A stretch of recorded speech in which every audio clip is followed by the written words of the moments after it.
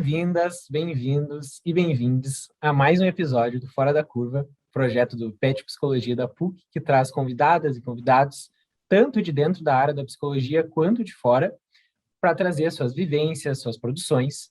Meu nome é Bruno Conte e eu estou aqui hoje com o André Pares, professor de filosofia do ensino básico, uma grande referência para mim, um grande amigo. E a gente já vai começar com notícia, né? Porque o André, como o André, ele é formado em jornalismo, né? Então já tem mais essa formação. A gente vai falar sobre que reforma educacional é essa.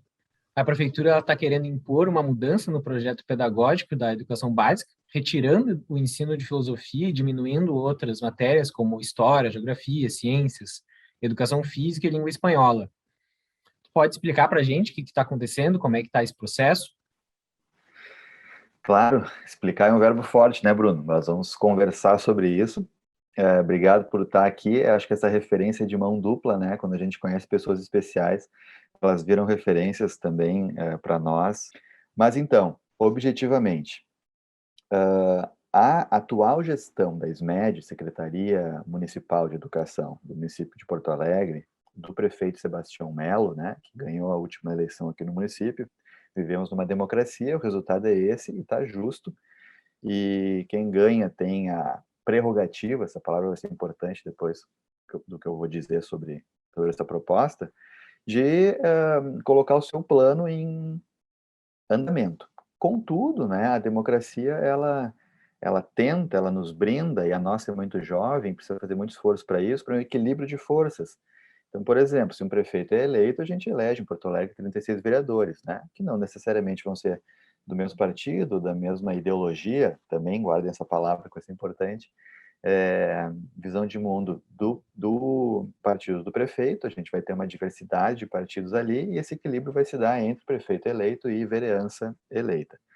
Bom, o prefeito tem, então, a disponibilidade, a prerrogativa de, da maneira como a gente está organizado, escolher seus secretários e secretárias, e assim ele coloca, né, na Secretaria de Educação, alguém meio que a sua imagem e semelhança dele, ou aqueles e aquelas aos quais ou dos quais ele, digamos, precisa pagar a conta, precisa responder, que são seus eleitores ou seus financiadores de campanha. A secretária Janaína Aldino está lá e está colocando, né, em andamento, para quem prestou atenção nas eleições, nenhuma novidade, né? É um atropelo, assim, do que está construído, do que está estabelecido, numa direção de Estado mínimo, tá?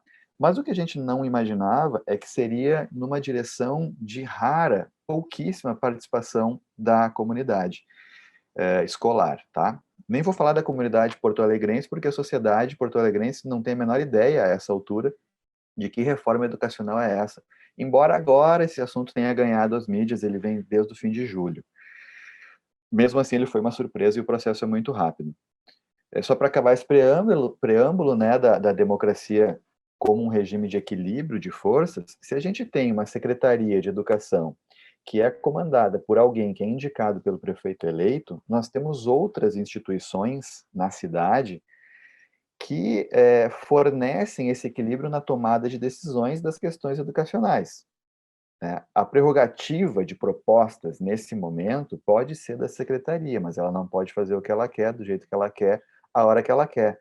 Então, por exemplo, nós temos o Conselho Municipal de Educação. Os conselhos são armas muito importantes da sociedade. Lá tem representantes de várias entidades, né, que na sua gestão são eleitos pelas suas entidades e formam um grupo de pessoas que está equilibrado com a Secretaria de Educação. Se a Secretaria quer propor mudanças, o Conselho precisa primeiro ser consultado, porque ele é um órgão consultor e fiscalizador, sobretudo, além de normatizador, tá?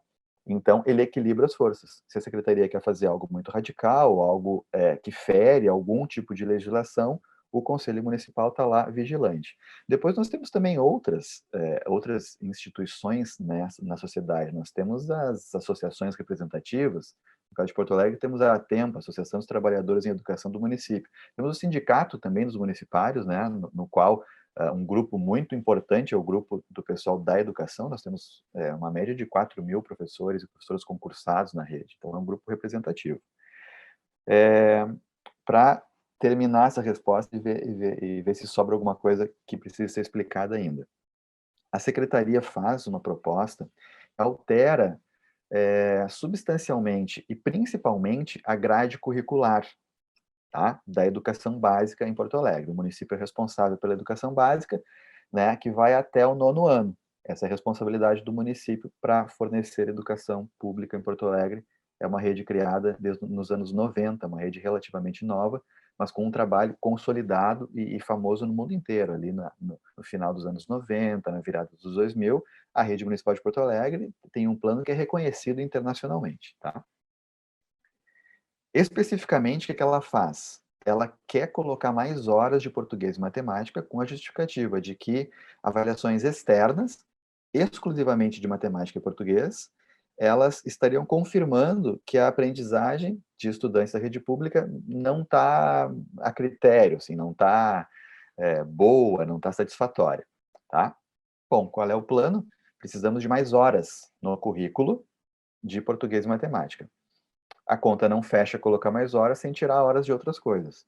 E aí o mais gritante é retirar a disciplina de filosofia. Mas não é o suficiente porque precisa de mais horas para português e matemática, então outras disciplinas também vão sofrer perda de carga horária e precisa retirar mais ainda porque a proposta inclui o ensino religioso no currículo. O parênteses aqui para terminar esse ponto específico da reforma é que o ensino religioso, de acordo com qualquer legislação que a gente pegue, inclusive a BNCC, Base Nacional Curricular Comum de 2018, já no governo Temer, que dá uma desmontada legal na educação básica, diz que o ensino religioso ele não precisa estar no currículo, né? Não precisa constar como disciplina de currículo, e mais, que a disciplina é facultativa. Se as famílias não quiserem, se os alunos não quiserem, eles não se matriculam, eles não precisam ir para a aula. Então, é retirar a filosofia, que está desde os anos 90, tem um histórico muito importante, assim, né, de muitas produções na educação, na rede pública, na educação básica, para colocar a disciplina de ensino religioso e diminuir outras, né, para inserir mais horas de matemática e português.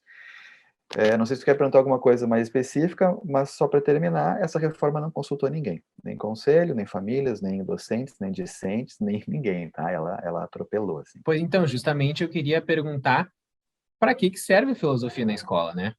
O Lacan ele pensava a clínica psicanalítica como uma clínica da desalienação. E eu vou pedir uma licença poética aqui para dizer que acho que a filosofia na escola tem um papel muito parecido. E eu queria saber se tu concorda e para que serve, né, afinal, a filosofia na educação.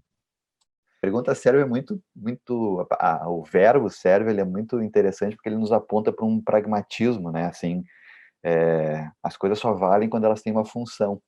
Vamos ir nessa questão de função lá para Aristóteles, então, já que a gente chamou a psicologia, vamos convidar um pouquinho só da filosofia, porque às vezes ela também é chata e enche o nosso saco, né? Mas o Aristóteles é muito legal porque ele é muito pontual, tá? Ele sabia as coisas que ele queria saber e ele queria saber de muitas coisas, se não de todas. Então, ele divide, assim, qualquer coisa em forma e função, né? Todas as coisas têm uma função, servem para algo, e elas têm uma forma, tá? E sempre me chamou muito mais a atenção, né, a forma das coisas. Que forma tem isso? E não querendo subverter Aristóteles, mas eu tentava pensar a função das coisas a partir da forma, tá? Por que eu estou dizendo isso? Porque a forma da filosofia é uma forma de permanente surpresa, assim. É a gente andar no mundo se dando o direito de se espantar com as coisas. O que é um permanente elogio aos nossos sentidos e à nossa capacidade de sensibilidade, né? Porque a gente acessa o mundo através dos sentidos, a gente sente o mundo, né? Que Descartes não nos ouça aqui no penso, logo existo, porque o que a gente está dizendo é sinto, logo existo, né? Mas a forma da filosofia é o espanto, tá? E é muito emocionante a gente ficar se espantando, se dar o direito de ficar se espantando. Por isso que a história lá do Tales de Mileto era o filósofo que andava olhando para cima que num buraco. Bom, dito isso, né, que a forma da filosofia é dar-se o direito de surpreender-se e daí fazer todo o resto de coisas enquanto se está vivo, Quando se vai para a função, então, que são essas duas questões principais para Aristóteles, eu sempre me lembro de um colega que hoje está na escola particular, né? E ele é muito perguntado sobre isso, sempre foi e continua sendo. E a resposta dele, que a gente ria muito, sempre riu muito, era direta, assim, quase banal, né? A filosofia serve para que tu não seja feito de bobo. Bom, aí a gente dá um outro salto, né, e vai para a velha história que está presente em quase todas as aulas de filosofia, que é o Sócrates tomar veneno, ser obrigado a tomar veneno. O que o Sócrates fazia, se essa história é verdadeira, né? Andava pelas ruas de Atenas e a juventude em volta dele, e ele conversando com as pessoas, numa conversa da tal da maiêutica, que fazia surgir o conhecimento autônomo de cada pessoa com quem ele conversava, né? E quando tu faz surgir o conhecimento autônomo das pessoas e elas aprendem que elas de fato estão no mundo como elas mesmas, né? E podem seguir somente a elas mesmas, ou seja, a escolha de como estar vivo é de cada um que está vivo, isso passa a ser considerado um pouco perigoso. Então, para que serve a filosofia? Vai ter alguém, vão ter pessoas dizendo que serve para a gente se dar conta do mundo, para a gente ser autônomo, fazer boas escolhas, e outras pessoas vão estar dizendo que serve para formar pessoas perigosas, porque pessoas autônomas, elas podem ser perigosas, né? Porque elas não vão ser enganadas, vão saber dos seus direitos, né? Vão ter a sua sensibilidade aflorada, estimulada, e vão provavelmente viver e trabalhar e se colocar no mundo para um horizonte de justiça, porque eu vou entender rapidamente que se o mundo for justo, todo mundo vai ser feliz muito mais rapidamente, tá? Então eu acho que, tentando aceitar o pragmatismo da pergunta, a filosofia serve para isso. Bom, eu vou me arriscar a dizer que esse é um processo de desalienação, tá? E a gente iria lá para os adornos da vida, né? Dialética do esclarecimento, etc., que a gente já vai entrar numa questão mediática e tal. Mas como, se eu posso ser filósofo em algum momento, eu até colocaria em xeque a ideia de alienação e desalienação, né? Porque se eu tiver o privilégio, o prazer, a sorte de poder conviver durante uma semana com uma comunidade indígena, e se eu chegar lá cheio de preconceitos, eu vou considerar que eles são alienados, né? E se ser alienado é o que é a relação que eles têm com a natureza, eu jamais iria querer desaliená-los, né? Bom, então eu já queria pedir para tu trazer o parênteses, já que a gente está falando de alienação, eu queria pedir para tu trazer o parênteses da ideologia, se tu achar razoável trazer ele agora.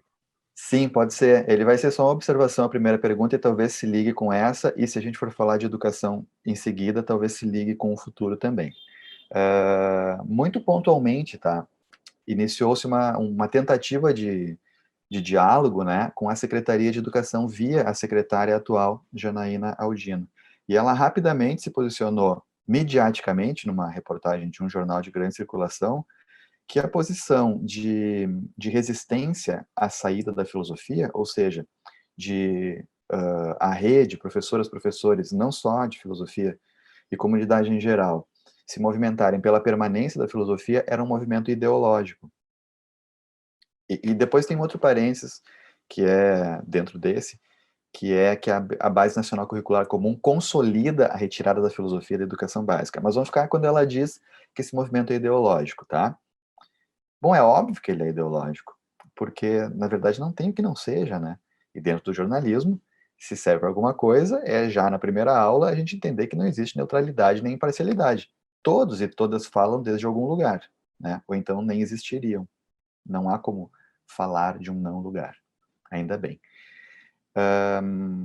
Sim, o conjunto de ideias encadeados por alguma lógica, por isso ideologia, né, das pessoas que querem a permanência da filosofia, é um conjunto de ideias que considera que a filosofia é importante. Talvez por algumas coisas que eu falei, talvez por outras, muito melhores. Então, sim, é um conjunto de ideias. A secretária e o plano que ela defende também falam desde um conjunto de ideias. E não há problema nenhum em dizer que a posição da secretária, do governo Melo e a quem eles pagam contas é uma posição ideológica, porque de fato é. E aí a gente vai trazer o nosso Paulinho, né? E, e simplesmente vai perguntar: a tua ideologia é includente ou excludente? Só isso. O problema não é a ideologia. Então a ideologia não nos cai como um xingamento, e nem a ninguém. Ainda bem que as pessoas têm ideologia. Agora, o que essa ideologia significa? O que ela propõe? Como é que ela está posta? A quem ela privilegia? Né? Então vamos desmistificar o conceito de ideologia, usado como xingamento nos últimos anos, e só vamos perguntar assim, mas e qual é o teu conjunto de ideias? A quem ele se refere, o que ele faz, como ele faz? Novidade nenhuma, né? Porque o nosso Freire querido fala isso há tanto tempo. E só para terminar, já que eu falei, quando ela fala que a Base Nacional Curricular Comum consolida a retirada da filosofia, ela comete uma falácia, porque se consolida a retirada da filosofia, escolas particulares de Porto Alegre já não teriam filosofia na educação básica, o que não é verdade. Tá? Então, se a filosofia serve para alguma coisa, é que a gente possa conversar com as crianças e adolescentes o que é ideologia e o que é falácia, e elas não sejam feitas de bobo por uma fala de uma secretária como essa. Perfeito.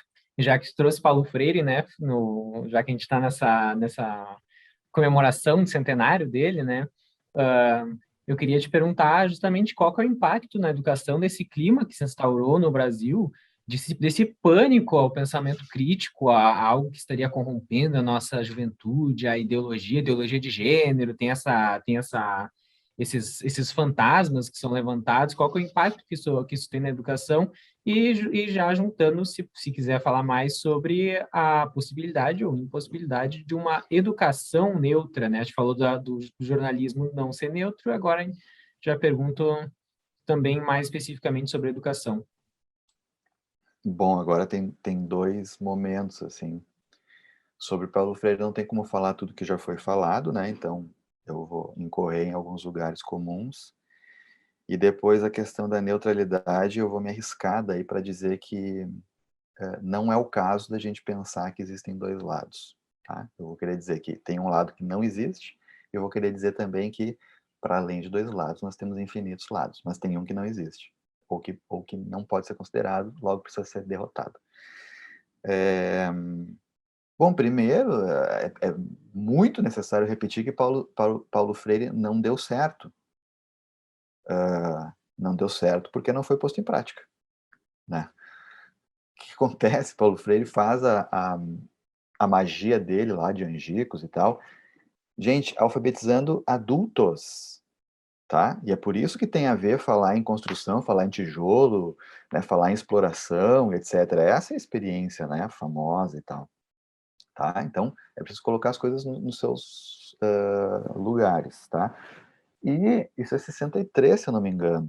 64, ele já tem que sair para não ser morto, né? Então, como assim Paulo Freire afundou a educação brasileira se ele nem ficou aqui? Ele vai ter uma experiência depois de gerenciamento com a Erundina, quando é que era aquilo? Virada dos 80 para os 90? Coisa assim, né? Então, por favor, gente, 64, o pragmatismo que a gente estava falando, o funcionalismo se instaura na educação brasileira de uma maneira tão profunda que até hoje a gente não conseguiu retirar, né, com o acordo lamentável do Ministério da Educação brasileiro com o Ministério da Educação dos Estados Unidos. Década de 60, 70, 80, 90, início dos anos 2000, década de 90, onde eu estudei, né? Nós fomos formados para ser funcionários. A gente se conheceu numa escola particular, Bruno. Tu sabe que aquela escola particular estava te formando também para ser um bom funcionário. Obviamente, logicamente, que essa escola brasileira, nessas 3, 4 décadas, elas não têm nada a ver com Paulo Freire, né? Então, Paulo Freire não prosperou no Brasil. Nós temos uma educação que não é freiriana, né, no Brasil. Porque o pânico daquilo que a gente falava, de uma possibilidade de autonomia, de seres autônomos, de fazerem suas próprias escolhas, de terem esclarecimentos, sobretudo sobre seus direitos, num país colonial como é o Brasil até hoje, né, era um avilte, era um terror, né, para os donos do poder. Então, ali na década de 50 para a década de 60, quando a gente está num auge brasileiro em todos os sentidos, né, A gente vem evoluindo assim a olhos vistos nas questões culturais, cinema brasileiro, a música brasileira, o teatro brasileiro, as artes brasileiras, que é isso que dá o espírito do tempo, né? Não é a economia, né? As produções da humanidade, da sensibilidade da humanidade, é que dão o zeitgeist aí, do que a gente vive, né? Isso era assustador, era preciso quebrar as pernas de uma maneira exemplar, né? Ou seja, matando as pessoas e escorraçando elas do país. Paulo Freire está nesse bolo aí. Então a gente nunca teve no Brasil, a não ser experiências pontuais, né, de gente aí que dedicou a sua vida a projetos, etc. Tá? Então, a gente não tem educação freiriana no Brasil. Vou me atrever a dizer isso, pode ser que alguns freirianos me matem e tal, né? Eu não sou um estudante da obra, mas, né, os historiadores como tu vão olhar para a educação brasileira e vão tentar achar Paulo Freire, não vão encontrar, né? Então, sobre Freire, eu, né, gostaria de dizer isso, mas a gente pode conversar outros pontos. E a questão sobre os lados, né, que tu me perguntou, esse medo, essa pergunta, né, o que aconteceu, esse medo nesse momento. É a história do Brasil, né, nós temos um grande fosso, assim, da história recente brasileira, 500 anos também não é nada, o tamanho não é uma desigualdade social, é um fosso social, fosso total, né. E aí ele é tão profundo que a classe que manda, né, e que nem são operadores políticos, são os donos do poder que têm os seus operadores na política. A gente vê isso com Janaína Zaldinos, né, secretário de Educação. A gente vê isso com o próprio Sebastião Melo, que é o atual prefeito, e outros, né. Eles operam em nome desse pequeno grupo, assim, dono do poder financeiro brasileiro, que opera numa ignorância atroz, né, que é a da exploração pura e simples, né, e de um acúmulo fora da nossa capacidade de entendimento. O que eu quero propor é que isso não é um lado, né? Então, a gente sempre se preocupa, assim, a gente fica com uma certa ética de isentabilidade, de imparcialidade. Não, não, não. Já que estão nos acusando de ideologizantes, nós vamos rebater dizendo que nós somos tão evoluídos que nós vamos ler os dois lados, nós vamos ouvir os dois lados. Gente, o lado do explorador não precisa ser ouvido, ele tem que ser combatido e derrotado. Ele é o lado da violência, ele é o lado da morte, né? Isso não é um lado, isso é um fim em si. É o lado da arma, é o lado da ameaça de morte, é o lado da exploração, é evidente. Vamos considerar isso um lado? Não tem como, tá?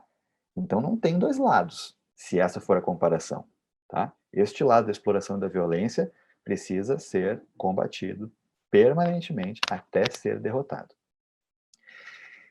Entendido que isso não é um lado, né? Aí depois, no entendimento, né, de que a gente só pode viver sem estar permanentemente ameaçado de morte, aí vão ter milhares de formas de viver. E vão ter vários lados. E aí as pessoas vivem como elas acharem melhor, né? Uma vez que elas não se ameacem de morte, não se matem, elas aí têm milhares de lados. Elas vivem como elas puderem ser felizes da melhor maneira. Perfeito. André, tu trouxe a questão das artes brasileiras, né? E daí eu queria te perguntar de qual que é o papel das produções culturais, das artes no ensino de filosofia, que eu sei que é algo importante na tua prática de ensino. E para encerrar, ia pedir para tu indicar para o nosso público aqui algum livro, alguma música, alguma produção cultural. Vamos lá, então. A importância das produções, das expressões culturais, né? Eu acho que dá para pegar duas questões, assim, para responder isso. Uma é a expressão identidade e reconhecimento.